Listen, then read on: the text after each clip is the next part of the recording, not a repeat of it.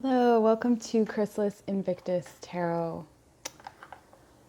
My name is Elizabeth. Today we have just a shadow work check-in. So we're going to see where you're at with your shadow work, any advice, or anything that or that your attention needs to be drawn to. I'm obviously doing really well with my words today.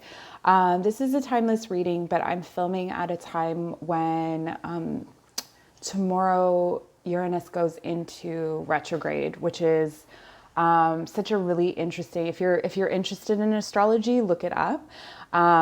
It's going into retrograde in Taurus. So the planet of revolution is going into a planet that does not like change. So there's a lot of resistance. To me, it kind of feels like being trapped between two thunderclouds. But we'll get on with the reading. So to do the pile selection, just grounding your feet now into the earth, taking some long, slow, deep breaths, clearing your mind, body, and spirit of any unwanted thoughts or energies so that you can properly bring yourself into this space and be receptive to your reading today. Remembering that this is a general reading, so if it doesn't resonate with you, finding a different video or a different pile that may resonate with you. So you may choose by stone, or perhaps your guides or your intuition leads you to a number. So selecting a pile, find the timestamp below, and we'll start your reading. Welcome to your reading pile number 1. It is the daytime when I'm filming and it's sort of noisy outside. So I have my headphones on, but if you're hearing noise, unfortunately, that's just what it's like. I live at an intersection. But hopefully you're feeling peaceful within yourself. Ooh, we're starting with a grand trine, blessings.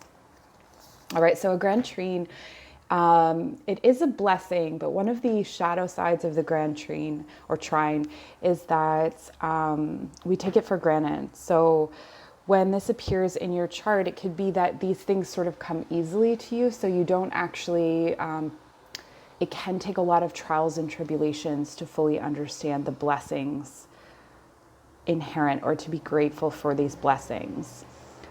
This can also be from reflecting out and looking out at other people and thinking, oh, they seem to struggle with this and I never struggle with this. So paying attention to things like that, things that you that come easily to you, or taking a look at, we'll take a look at the rest of the cards to find out what this might be referring to, but just looking in your life at different, hold on, let me hear. Different places, spaces, and people that you are not acknowledging the worth, where you are not acknowledging their worth or their importance. And again, this isn't necessarily on purpose. It isn't on purpose. It's because the nature of the grand trine or the grand trine, whatever you prefer, is to be, it's already naturally bringing that energy into your life, like the blessing into your life. Let's start with all the oracle cards and then we'll get to tarot. So we have resilience, burn away the past. Okay. Okay. Many of your experiences, I referred to this when I was speaking about the trine here, is that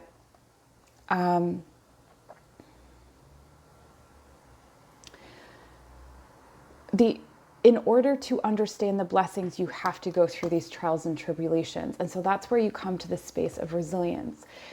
Perhaps you've had many experiences that have tried to highlight for you the things that you take for granted.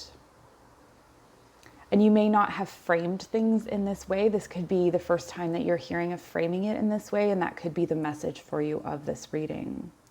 This person is bound mentally, is deeply in a mental space, working through a lot of the issues. There are roots. So it could be also that you are working through ancestral traumas, ancestral issues with all of the roots present.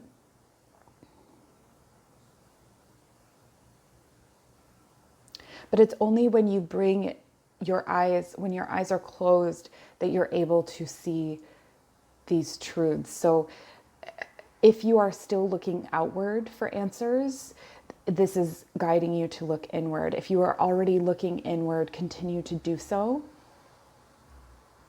and find those roots. Where are you connected? So one thing that sometimes is recommended is cord cutting. However, there are some cords that cannot be cut, and in cutting some, I shouldn't say that they can't be. You can cut them, but sometimes the repercussions of cutting them, if you haven't fully learned the lessons, particularly if they are specifically lessons to teach you about these blessings, they're just going to regrow. And it may be painful to have them regrow continuously. So rather than a knee-jerk reaction being like, oh, this relationship is toxic, if it's a relationship with someone where you have a deep, I don't know, soul contract, if that's something that you believe in, or if you have a deep connection, this person speaks to you on a soul level, then cutting that cord can be more harmful than good. Let's take a look at the last oracle card and see what we have.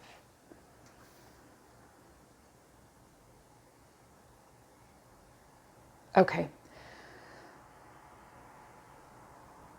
Okay. I'm getting here that there's a heavy weight, a burden on your shoulders of nurturing, of caring for, but somewhere along the line there's been codependency and there's been a reliance. So someone has made you codependent on them. Like this can be, parents who take care of, and again, these things aren't necessarily malicious, right? It's not necessarily done on purpose.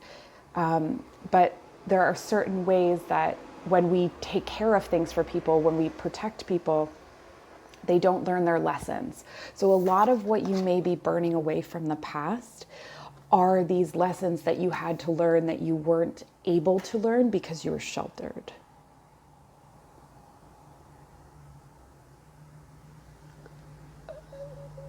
It could also be that you are doing this to someone else. And this is asking you to step back from problem solving, to step back from carrying people and allow them to learn their own lessons and be with them, hold space for them. Definitely, there's a balance with helping people. And this is asking you to kind of find that balance. Let's take a look at what the tarot says and we'll get a little bit more clarity perhaps, or it could get more confusing. We'll see. I have the Kilmt Tarot here. 10 of Wands. Look at her. She's like not in a good space. I'm sorry to laugh at you. Okay. 7 of Pentacles reversed. I'm going to turn that up right just for visual purposes. And the 9 of Wands reversed.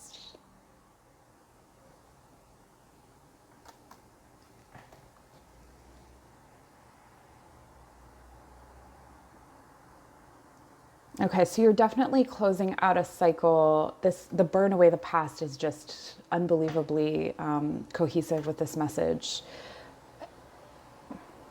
We'll start here.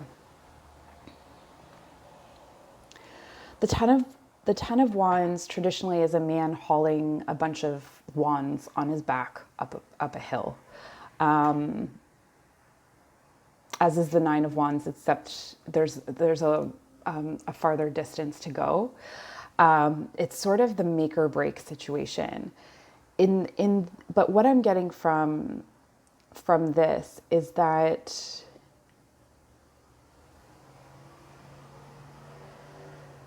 you're farther along than you think you are, for sure. There is a sense of Okay, what I want to say is that you are pregnant with what is coming next, but you're at the end, and you thought that you were supposed to have the baby, 2 months ago, let's say. It kind of speaks to how this has always been your default mode. So it's something that has always come easily to you is not coming as easily to you. And that's because you've exposed these issues. It's because you've worked through these issues. And so you're coming from a place of alignment and integrity and balance. You've balanced. And when you're coming from that alignment and that balance, it's not as easy to accomplish some of the things that you used to accomplish because you're doing it fully and with integrity. This is where you come from, that space of the king or the queen who has mastered their element, mastered their craft. And I can see that also with the Seven of Pentacles, where there's a sense of impatience, of, this is so melodramatic. It's a self-imposed feeling of stuck. So you're looking out and you're thinking, oh my gosh, I'm struggling, I'm stuck, I've done all this work, why am I not there yet? How is this still happening? And the answer, or potentially the answer, is that you are, well, first of all, and I don't know if this is true of this card, but this is how I'm reading it. I see these three, as three is usually, three women in mythology are usually the fates or some form of that.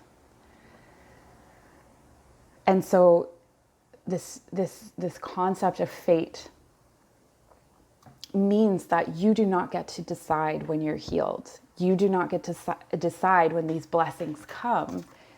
You have done the work. It's just time to keep doing what you're doing and trust that what is meant for you is coming. You're a highly,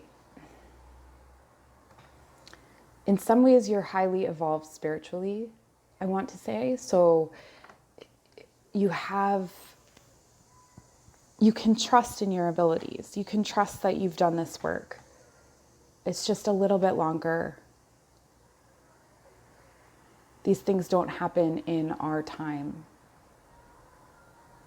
But you are pregnant with this thing. It is growing, it is gestating, it is coming.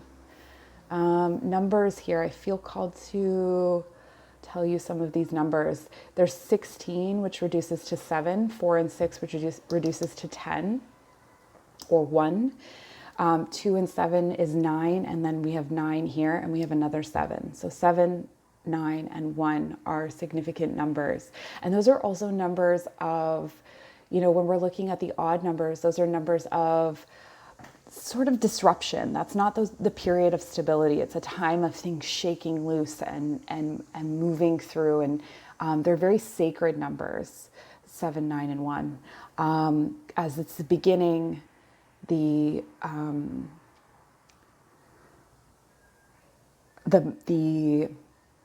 divine secret, the mystical,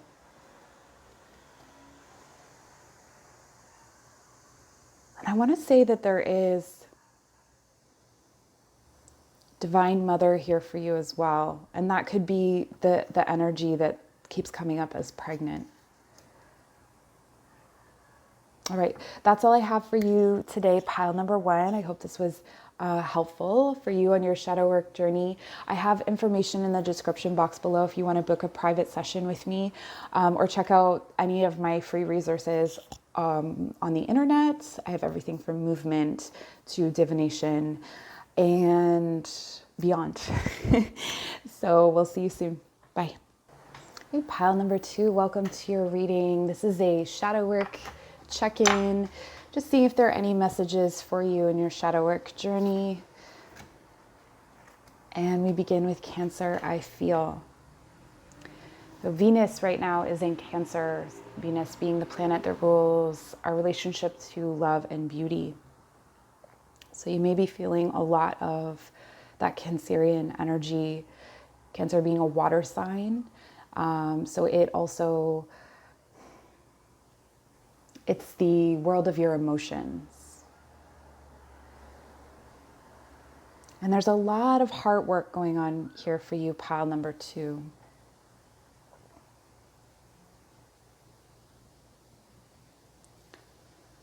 A full development of a connection with the heart space, synchronizing yourself with the moon cycles.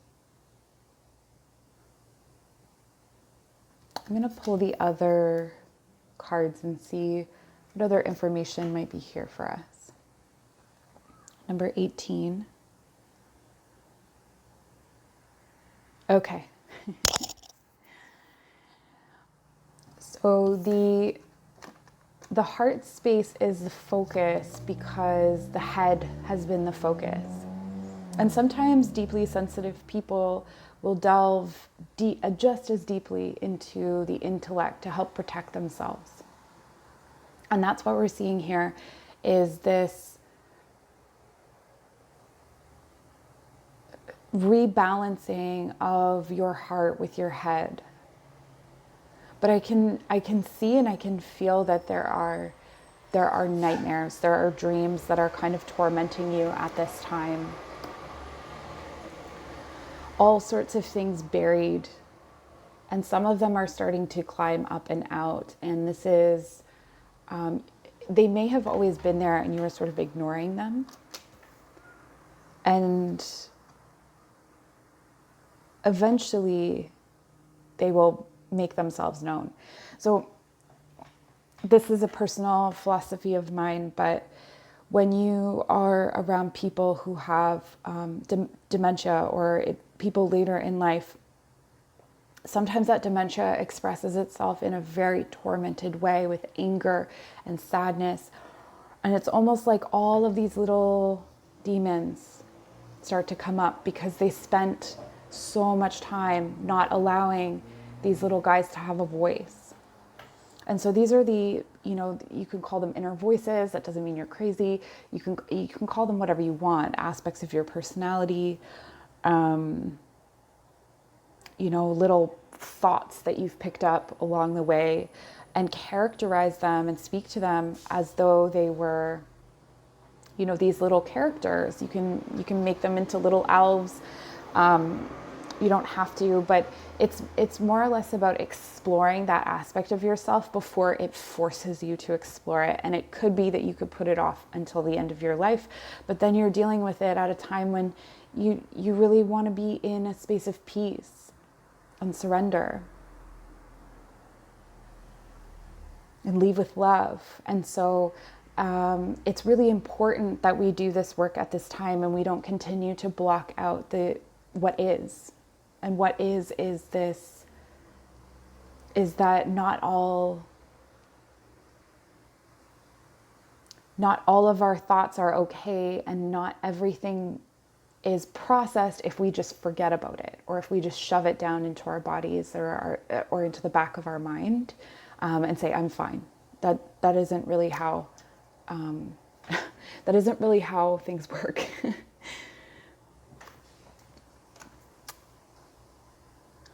Epoch. Pause in your journey. Okay, interesting.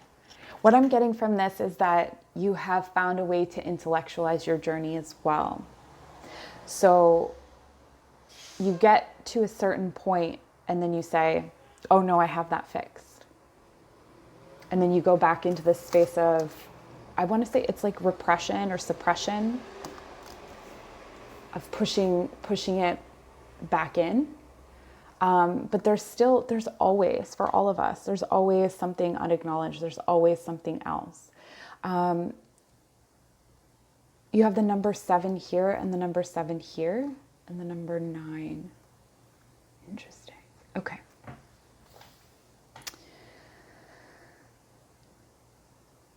So what this is saying is that there is an unacknowledged hole within you. There is something that you are still not acknowledging, that has to do with your heart. There's a pain or a heartbreak that you will not touch. And you know what? If you are not ready to touch it, don't touch it. That's okay. I'm not here to force you into it. I'm just delivering the messages. Let's get some tarot cards and see, or let's take a look at the tarot cards and see if they have more messages for us. The Queen of Wands. Okay, so this could have to do with a mother figure. Doesn't have to. We'll see what the other cards say. Temperance.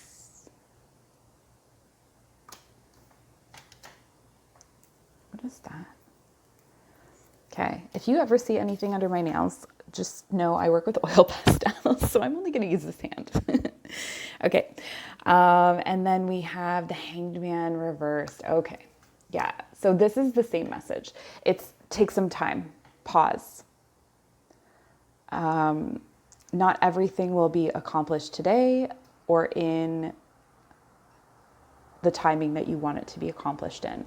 But you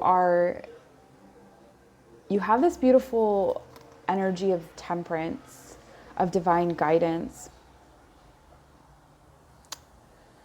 And here the jug, if you will, I guess it's a jug, is pouring into a cup that leads into the crown chakra. So this is suggesting that a spiritual practice is going to really enhance this journey into the heart space. That is only ever going to help you with the journey through the heart space.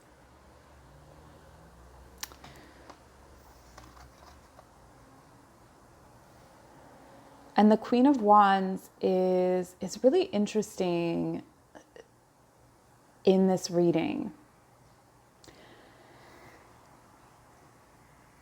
The suggestion that I'm getting here is that there is a way into the heart space through fire. So through passion. It could be that you're a fire sign, but through your passions, those sorts of emotions are a great place to start. So working with emotions like anger before you work with grief and sadness.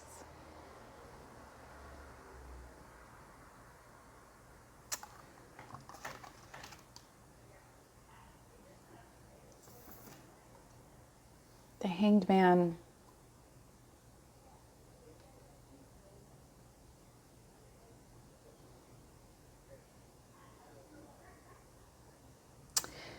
What I'm being told is that what you imagine these little beings have to say, or what you imagine is buried in those shadows, what you're avoiding is not actually as bad as you think it is. It's one of those things where when you finally allow yourself to open up and to acknowledge it, to open your heart space, you'll go, oh, okay. And actually it hurt me more to keep my heart space closed than it did to open it.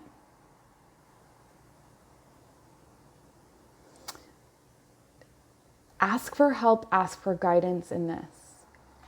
Spiritually. This is a journey to do alone. So this isn't something where the initial stages are going to be, a partner is not going to be able to help you with the initial stages of this. This is not something that you can do. If you are in a relationship, it's work to do alone. You can still be in a relationship, but it's work to do alone. It's not something to bring your partner into at this time. Or if you're single, it's work to be done before entertaining a relationship right now.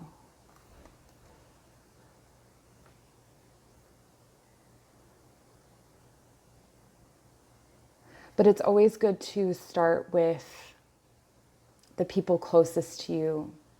If you have children or family, to work on family first. And that's all I have for you, pile number 2. Thank you so much for joining me. Leave me a message, leave me a comment down below. Let me know how this worked out for you. Or even just leaving the pile number. So if you ever come back, you know which pile you chose last time, and maybe you chose a different time. There's a different message for you next time. Please subscribe to my channel so we can keep growing, we can keep meeting like this, and we'll see you soon. Hello, welcome to your reading pile number 3. So this is a shadow work check-in just to see if there are any messages for you in relation to your shadow work. Oh, the Grand Cross Provoker. This is really interesting because Uranus is going into retrograde when I'm filming this.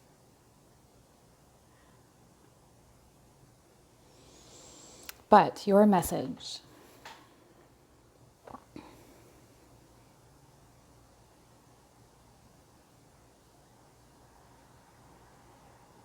You pale in part the veil.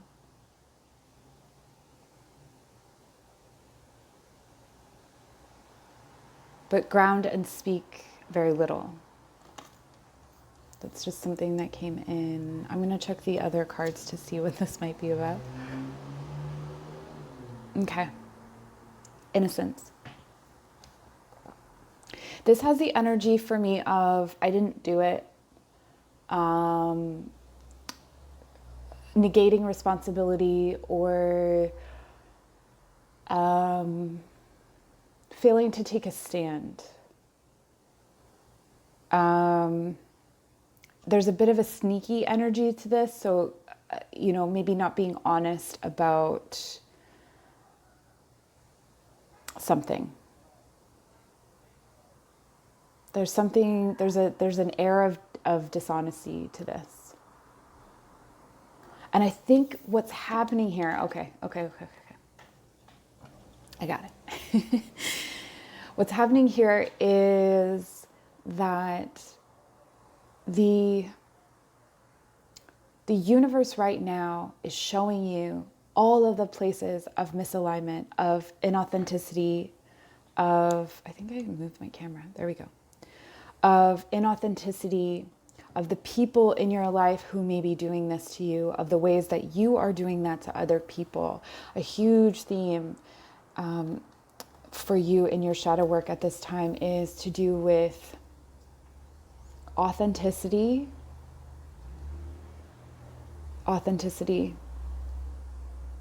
honesty, being really and truly honest. What is the truth behind the truth? Not what is the truth of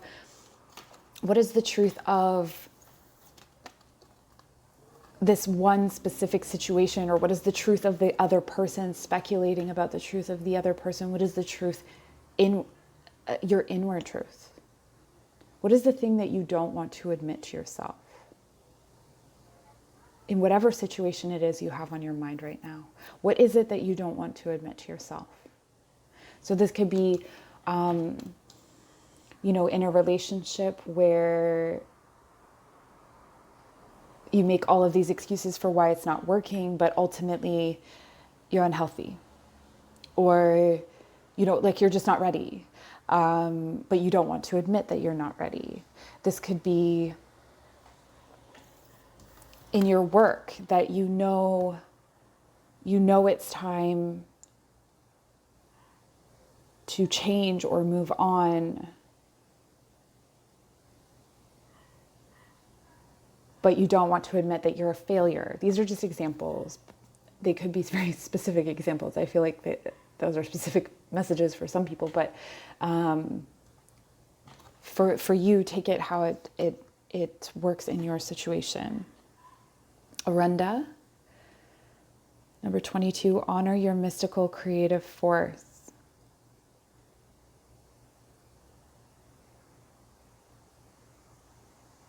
Interesting. Okay, so what I'm getting from this, actually, there is a lot of unrooted energy here.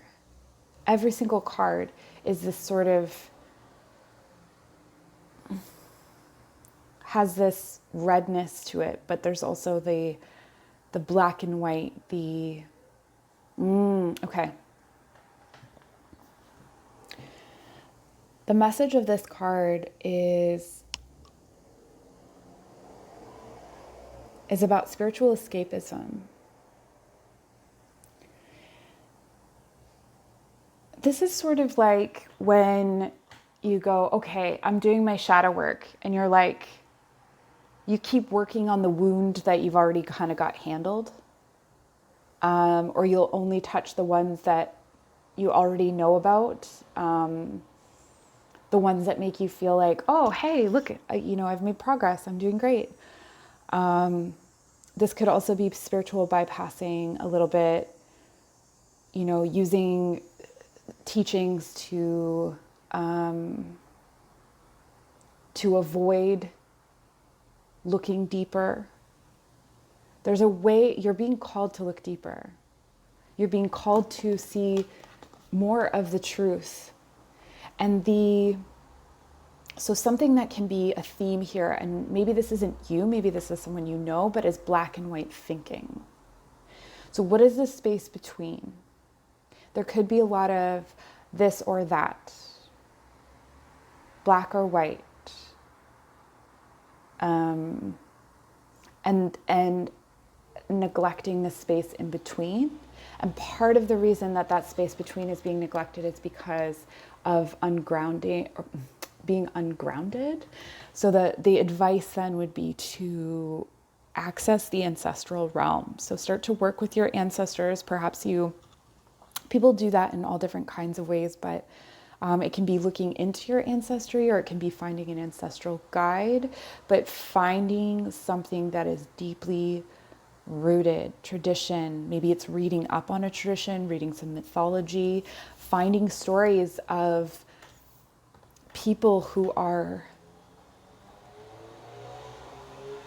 surrounded by a situation that they have created. And that's the thing, is that we create these situations that are not aligned with us, and then we have to destroy them to rebuild ourselves.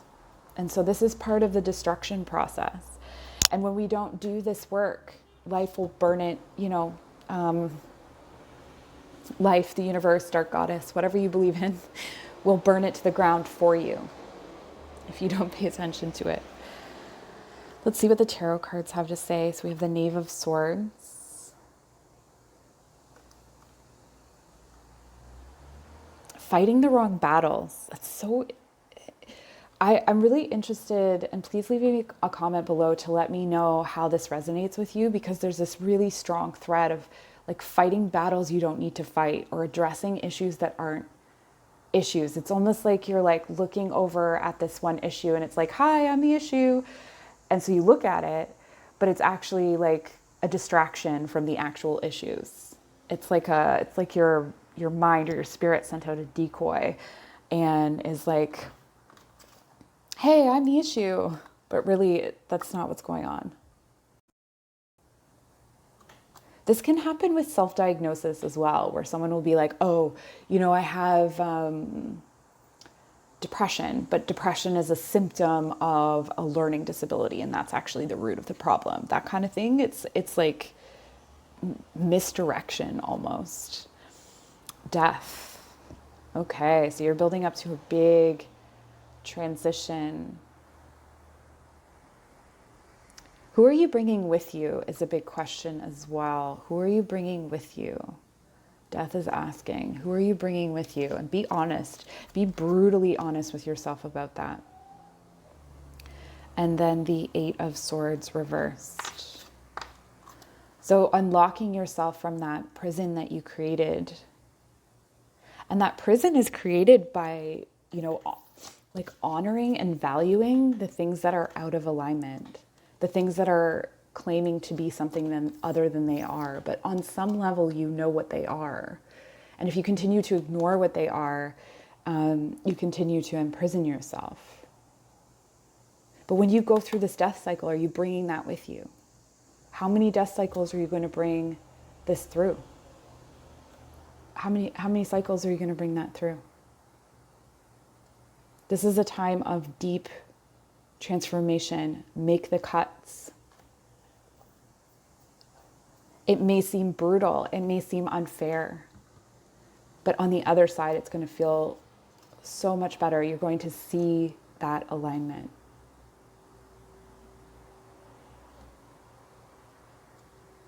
That's what I have for you, pile number 3. Thank you so much. Please give this channel a subscribe so we can keep meeting like this. And let me know down below how this resonated with you. Thank you so much. Bye.